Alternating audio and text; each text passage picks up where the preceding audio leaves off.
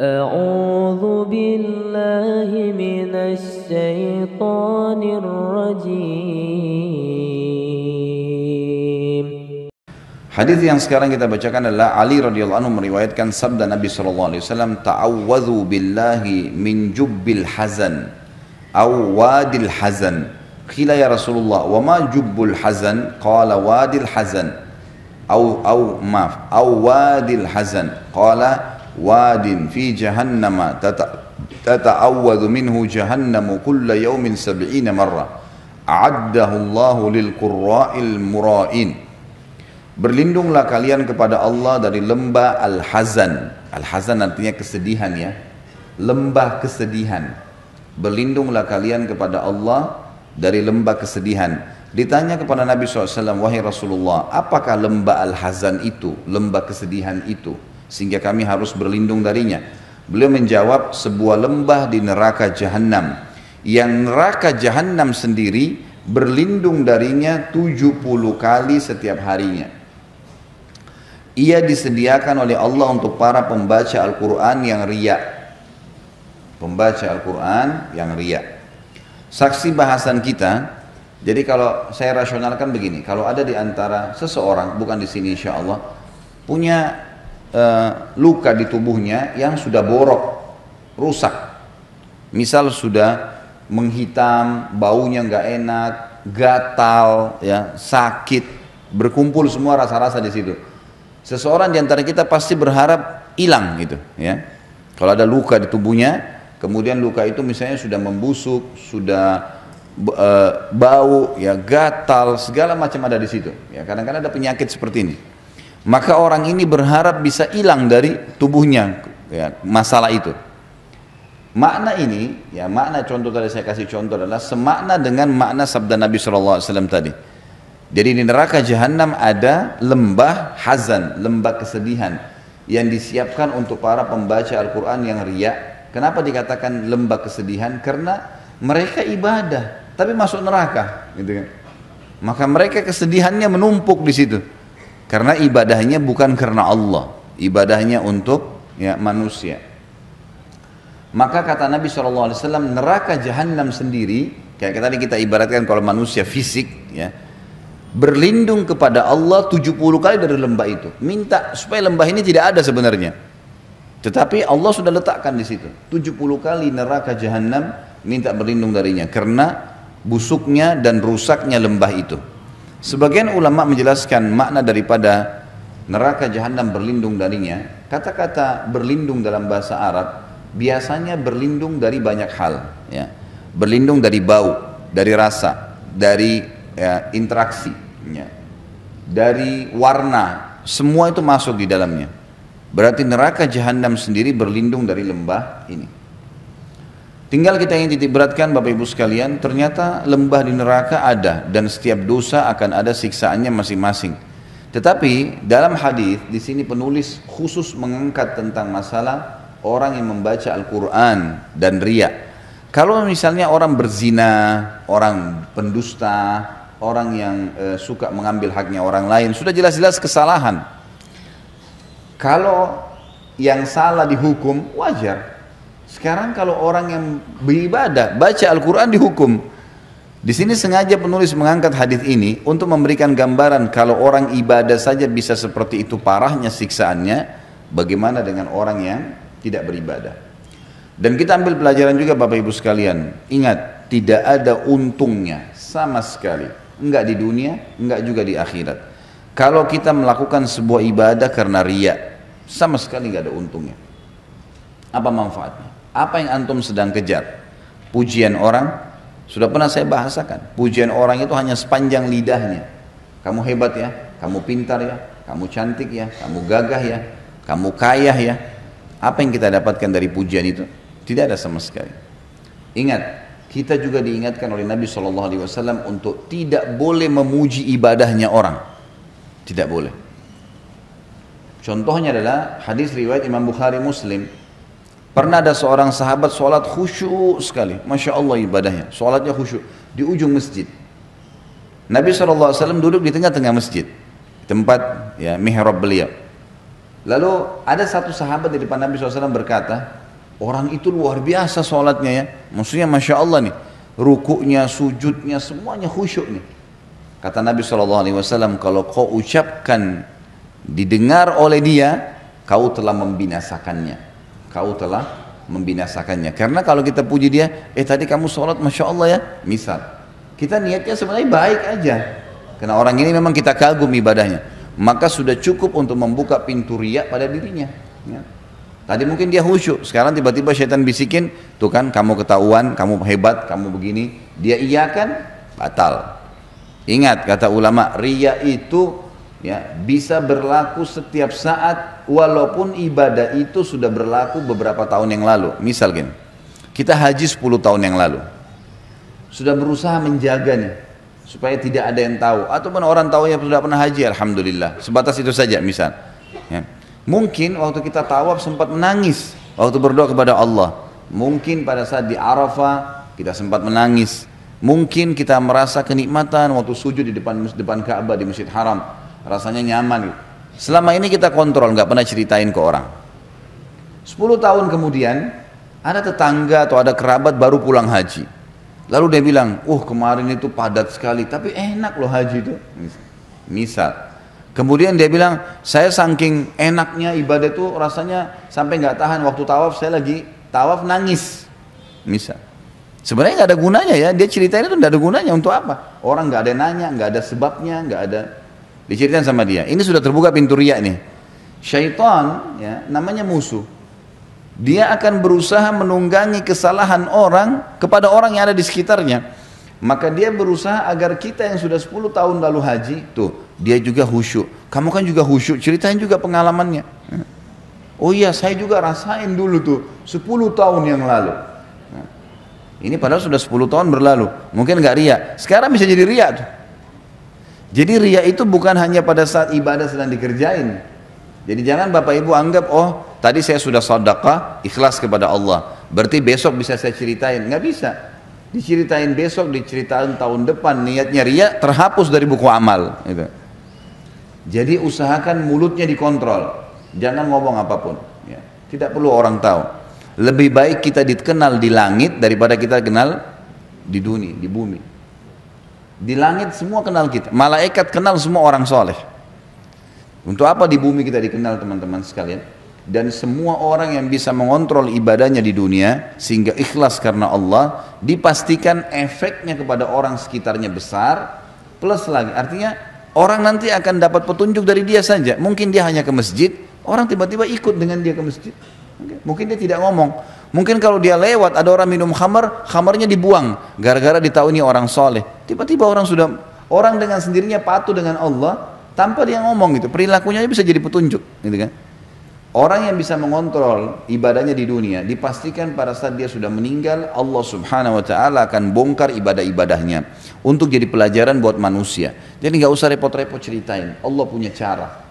Kisah orang-orang soleh yang dinukil kepada kita, banyak sekali kisah mereka, bagaimana mereka menjaga keikhlasan. Allah subhanahu wa ta'ala ya abadikan keikhlasan mereka itu. Seperti kisah Imam Malik misalnya, rahimahullah, gurunya Imam Syafi'i yang meninggal tahun 179 Hijriah. Waktu beliau menulis buku kitab Muwatta, ya, kitab Muwatta yang tadi salah satu hadis yang disebutkan di sini diriwayatkan oleh Imam Malik dalam kitab Muwatta. Dan kitab Muwatta salah satu dari 9 buku hadis yang dijadikan sebagai rujukan umat Islam. Ringkas cerita waktu beliau nulis Muwatta, rupanya satu orang, beliau di Madinah. Akhirnya ulama-ulama yang memang menganggap Imam Malik sebagai saingannya, ya, ada orang begini subhanallah, menuntut ilmu untuk bersaing dengan para ulama. Ini nggak boleh ya. Ini akan disiksa oleh Allah SWT di neraka. Kata Nabi SAW, siapa yang belajar ilmu untuk menyaingi para ulama, gitu kan, maka dia akan dimasukkan ke dalam neraka jahanam. Ya. Nggak bisa ini. Yang jelas Imam Malik rupanya waktu menulis kitab Muwatta, dan buku ini adalah hadis-hadis yang dihafal oleh beliau, maka banyak orang-orang yang merasa saingan dengan Imam Malik menulis juga dan menamakan juga buku mereka Muwatta. Sampai kalau nggak salah waktu itu ada 1000 buku Muwatta. Murid-muridnya tanya, wahai Imam, ini semua orang-orang pada saat dengar Anda tulis kitab Muwatta, mereka pun berlumba-lumba menulis, dan mereka bukannya nyari nama lain, emang mau ingin Imam Malik gitu. Banyak sampai 1000 buku ini. Buru-buru menulis. Kata Imam Malik, maka lillahi fahuwa baq. Mana yang ikhlas karena Allah pasti itu yang akan kekal. Betul, subhanallah. Pada saat Imam Malik meninggal, dan ini ulama-ulama juga meninggal, gitu kan? Buku yang tertinggal sampai hari ini hanya satu kitab Muwatta. 1000 buku hilang, nggak tahu kemana, gitu kan? Sebagian ulama sejarah mengatakan hanyut di lautan di Irak pada saat suku Tatar atau Mongolia datang yang menyerang Irak, Baghdad, ibu kota Abbasiyah pada saat itu. Tapi yang jelas orang kalau ikhlas karena Allah akan sangat membantu dia beribadah. Ya. Kiat-kiat untuk ikhlas yang pertama adalah bacalah fadilah ikhlas itu. Ya, di antaranya hadis Nabi SAW yang berbunyi, Allah tidak akan menerima amalan, riwayat Abu Daud ini ya, Allah tidak akan menerima amalan kecuali yang ikhlas kepadanya. Inna Allah la yaqbalu amalan illa ma kana khalisan liwajhi. Ya. Jadi iman tidak bisa. Kalau bapak ibu tidak ikhlas karena Allah, bukan karena Allah, pastikan percuma, nggak diterima. Ngapain kita keluarin energi, buang-buang waktu. Ya. Jadi tidak diterima. Makanya ikhlaskan karena Allah. Memang karena Allah perintahin saya kerjakan. Mau siapapun di sebelah saya nggak pusing. Ya. Ini kiat yang pertama, kenali fadilah ikhlas, dan memang dia syarat pertama diterimanya amal. Yang kedua, agar ikhlas adalah rahasiakan semaksimal mungkin ibadah-ibadah yang memang bisa dirahasiakan, kecuali yang kelihatan. Ya. Jadi kalau misalnya kita lagi ke majelis taklim begini, emang rame-rame, orang-orang sholat Idul Adha, Idul Fitri, laki-laki sholat Jumat, sholat 5 waktu di masjid, emang harus dilihat. Atau mungkin ada tamu di rumah kita ajak, sudah azan, ibu-ibu misalnya ada tamu perempuan di rumah, udah azan bu, sholat yuk, nah, kita ajak sholat tamunya, gitu kan? Itu lain, sesuatu yang memang harus ada, tinggal kita mengontrol ya, kita mengontrol bagaimana supaya tidak riak.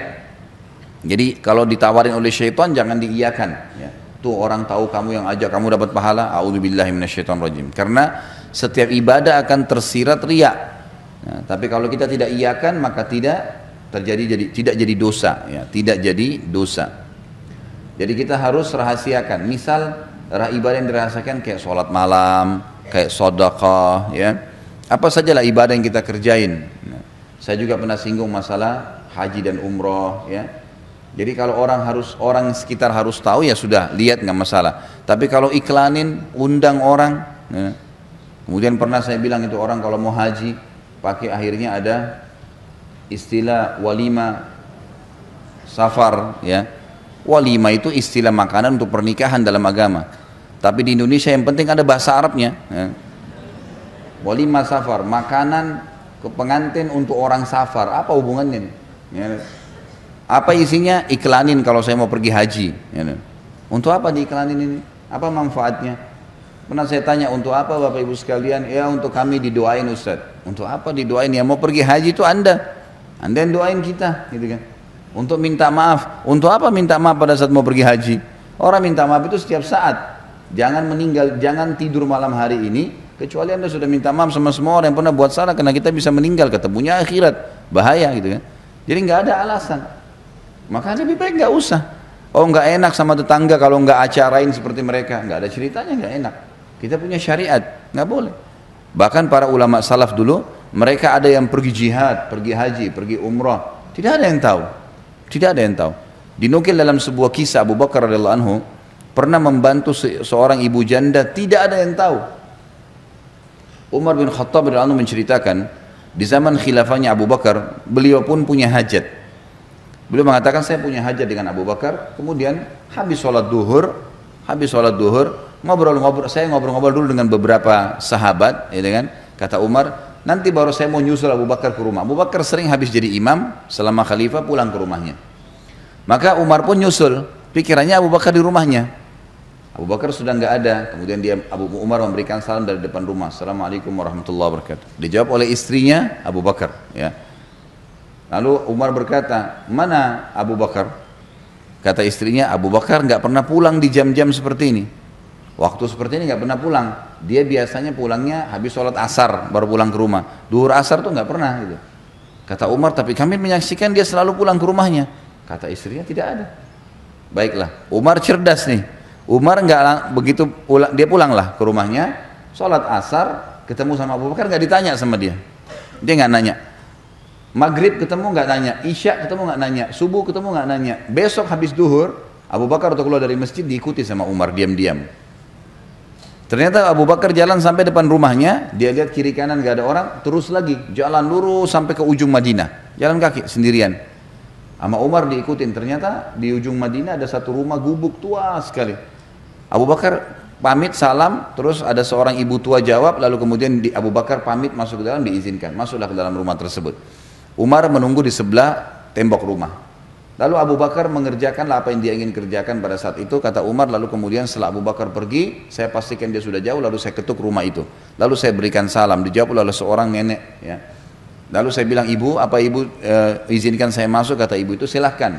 Ternyata Umar bilang waktu saya buka pintu, ibu itu tua, sangat tua dan buta matanya. Sendirian tinggal di rumah itu. Lalu kata Umar, wahai ibu, saya boleh nanya? Dia bilang, silakan. Siapa tadi yang datang itu? Ya. Ibu ini buta ya, ibu ini buta, tua dan sendirian. Kata ibu itu, saya nggak kenal siapa dia, karena dia nggak pernah sebut namanya. Lalu kata Umar, apa yang dia lakukan di rumah anda ini? Dia bilang, setiap hari anak itu dari zaman Nabi SAW masih hidup, kan Nabi sudah meninggal, ini zaman kerajaan Abu Bakar. Dari zaman Nabi SAW masih hidup, orang ini setiap siang datang ke sini membersihin rumah saya, buatin makanan buat saya, cuciin baju saya, dan siapin pakaian yang saya pakai untuk besok, setiap hari. Tiba-tiba Umar menangis radhiyallahu anhu, dan Umar mengatakan, dengan inilah Abu Bakar mengalahkan kami.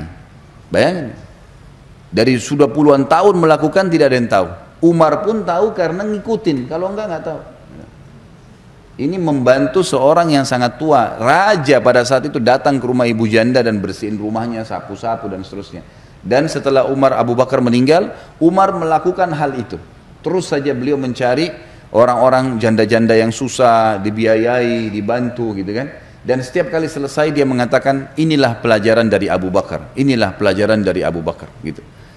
Ini contoh-contoh, ini salah satu contoh saja bagaimana mereka bisa mengontrol dan menjaga itu. Jadi kiat yang kedua harus merahasiakannya. Renungi sebuah hadis riwayat Imam Muslim yang berbunyi, kata Nabi SAW, Inna Allah yuhibbut taqiyul ghaniyul khafi. Allah sangat cinta dengan hambanya yang taqi. Taqi itu bertakwa, diperintahin apa dikerjakan, dilarang apa ditinggalkan. Ghani, orang yang kaya dan suka bersedekah, ya. Suka membantu orang-orang susah. Dan yang ketiga khafi, suka merahasiakan ibadahnya. Allah cinta dengan orang seperti ini, nggak ada yang tahu, ya.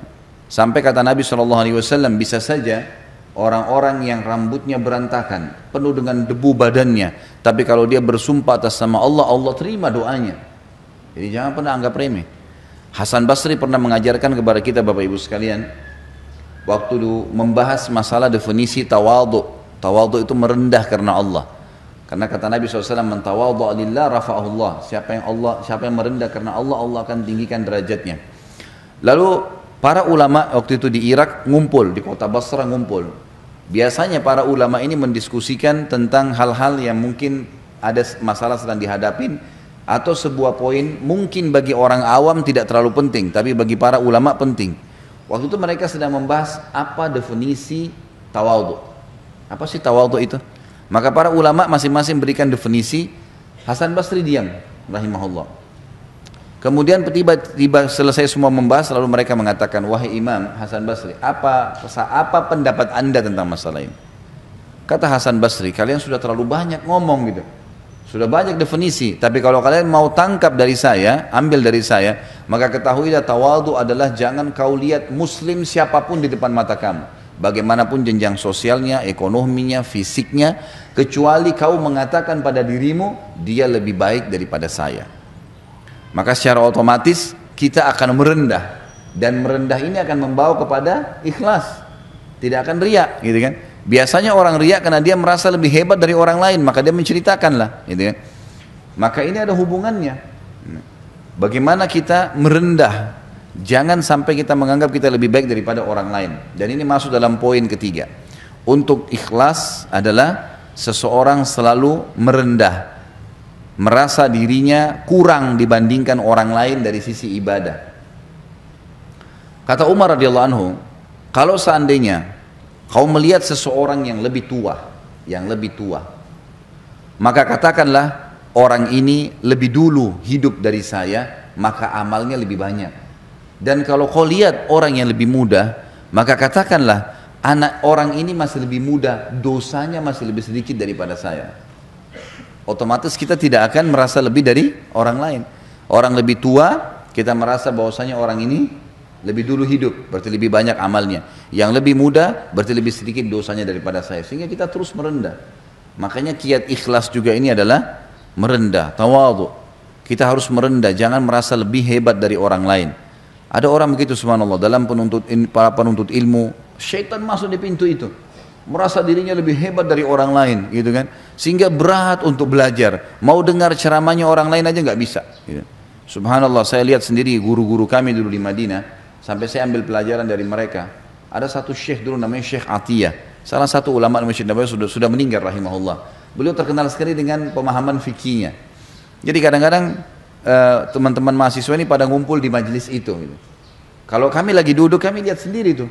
Ada syekh-syekh sudah doktor ya, sudah ngajar, sudah dosen, bisa dikatakan guru besar di kampus, duduk dalam majelis bersama kami. Duduk belajar. Mereka tidak merasa malu duduk bersebelahan dengan muridnya, kalau memang dianggap itu manfaat. Jadi luar biasa gitu. Mereka merendah ya, mereka merendah. Maka ini poin yang juga ya, harus dijaga.